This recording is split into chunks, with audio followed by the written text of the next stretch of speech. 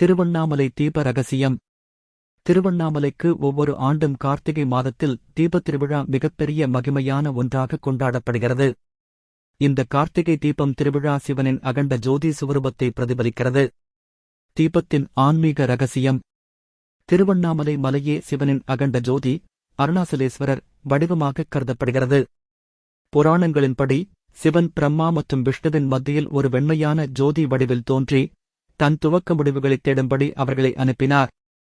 அதனால் சிவனின் லிங்க வடிவங்களில் ஒன்றாக அக்னிலிங்கம், நெருப்பின் வடிவம், திருவண்ணாமலையில் வழிபடப்படுகிறது. தீபத் திருவிழாவின் முக்கிய நிகழ்வு. கார்த்திகை மாதம் பௌர்ணமி நட்சத்திரம் கார்த்திகை அன்று திருவண்ணாமலை மலை உச்சியில் ஒரு மிகப்பெரிய மகா தீபம் ஏற்றப்படும். இந்த தீபம் சிவனின் ஜோதிவரூபம் என நம்பப்படுகிறது.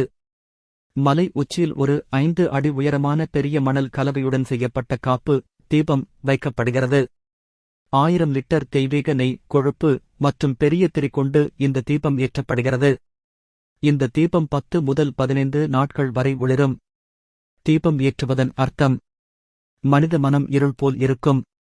ஆன்மீக ஒளி பெறும்போது அது ஒளிரும். தீபம் இறைவனின் அருள் எனக் கருதப்படுகிறது. சிவனின் அகண்ட ஜோதி நம்மை அறிவு, ஞானம், முக்தி நோக்கி அழைக்கிறது. திருவண்ணாமலை கிரிவலம் அதன் மகிமை. தீபத் திருவிழா அன்று கிரிவலம் பிரதட்சணை செய்வது மிகுந்த புண்ணியம் தரும்.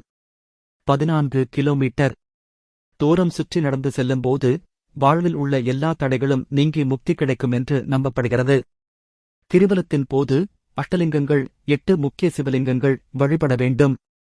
5 கார்த்திகை தீபம் சிவாச்சாரியர்கள். இந்த நிகழ்ச்சியை திருவண்ணாமலை சிவாச்சாரியர்கள் தலைமையில் நடத்துகின்றனர்.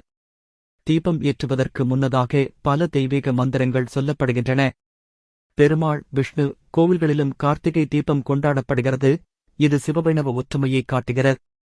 திருவண்ணாமலை தீபம் ஒரு சாதாரண தீபம் அல்ல, அது சிவனின் பேரொளி, ஆன்மீக அருள், அகண்ட ஞானம் எனக் கருதப்படுகிறது. இதனை தரிசிப்பதனால் பாவங்கள் நீங்கி இறைவனின் அருளை அடையலாம்.